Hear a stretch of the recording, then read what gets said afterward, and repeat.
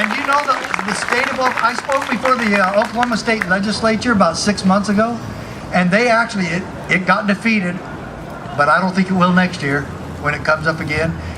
They said if the federal government ever withholds funds, then we're going to be grateful for that, because we, the state of Oklahoma, will take over the collection of all federal taxes and send to DC what we think they need. Now that's state sovereignty. Yeah. Now, I have to tell you, and let's make sure everybody knows and understands this. I'm from Arizona. Yeah. Now, Barack Obama, instead of doing his job, and the federal government, instead of doing their job, want to sue Arizona for trying to pick up the pieces and make up for what they have caused and for not doing their job. It is in the Constitution that they're in charge of protecting our borders. They don't want to do it. Arizona will. Just who do you think gave the federal government their power in the first place? It was the states, the 13 original states, and the rest of us entered on equal footing. So we're all as equal as the 13 original. And so now he says, well, we'll sue you on the supremacy clause because the supremacy clause says we're supreme. My case says just the opposite. It even goes so far to say this.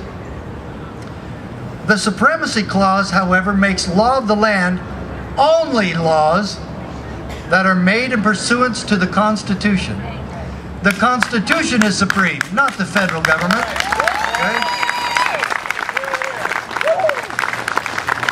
And as James Madison expressed it, can you believe it? Scalia keeps quoting the Founding Fathers. Why would he do that? I know. It's just so unheard of. I guarantee you, you know somebody who didn't quote the Founding Fathers or the Constitution was Judge Sue Bolton in Arizona last week. She didn't quote any principle making her decision. She just said, this looks like it might be a bad idea for people. Oh, that's none of her business. They're supposed to judge the constitutionality of the law. And if she'd have read my case, she would have known how to do it. Now get this. Justice Scalia quoting James Madison. The local or municipal authorities form distinct and independent portions of the supremacy. No more subject to us than we are to them. End quote. Okay? Right here. Okay? Now, I've got to tell you just two other things, and then I'm going to end. I really would like to shake everybody's hand before you leave here today. And because I'll tell you what, you give me a lot of strength, and I've felt so encouraged by you. And about 4 weeks ago, I had a very encouraging meeting. Just so you know, there are some things happening in the country that are changing the political landscape and changing the Communist Manifesto that we're trying to follow. And I met with 25 sheriffs in the Panhandle of Texas and Amarillo, Texas. All 25 were there for a 4-hour class that I give called The Constitution for Peace Officers. They all loved it. The sheriff who actually had us at his facility, his training facility in Randall County, Sheriff Richardson, came up to me afterwards, shook my hand, walked me to my truck, and he said, you know what, Sheriff Mack? We just got to start doing this stuff. And that is the answer. It is, and we're having people get on board. And you need to make sure that your local officials read this and know and understand the principles of state sovereignty, and that, folks, this is the only solution left. If we're going to keep it peaceful, this is the only one left. Now, I admire what other groups are doing. I admire what Bob Schultz has done. I've known Bob for about 20 years. I admire what all of you are trying to do to restore freedom. But we need to make sure we keep it simple. The message is simple. We keep it simple because we do it in our own backyards. You don't have to worry about 535 corrupt politicians. Do you want to know how corrupt they are?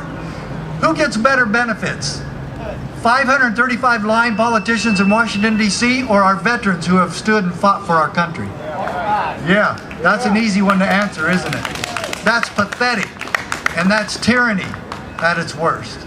And then we have, I got interviewed last Sunday by BBC, and they said, well, why are you guys picking on Barack Obama? You know, is it because of his race, blah, blah, blah? And I said, no, it's because one of the main reasons is this. Because he thinks that we should have our young soldiers risking their lives in Afghanistan and Iraq. And he says we have a war in Iraq and we need to have them get killed in wars while we refuse to secure our own borders.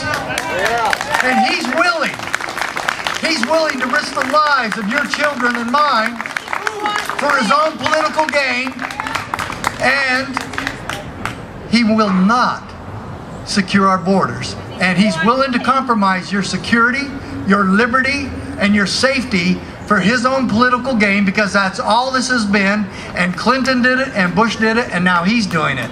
And we have got to secure our borders or stop pretending we have a war on terror. You know, because it is a pretense. Yeah. So, now I'm going to read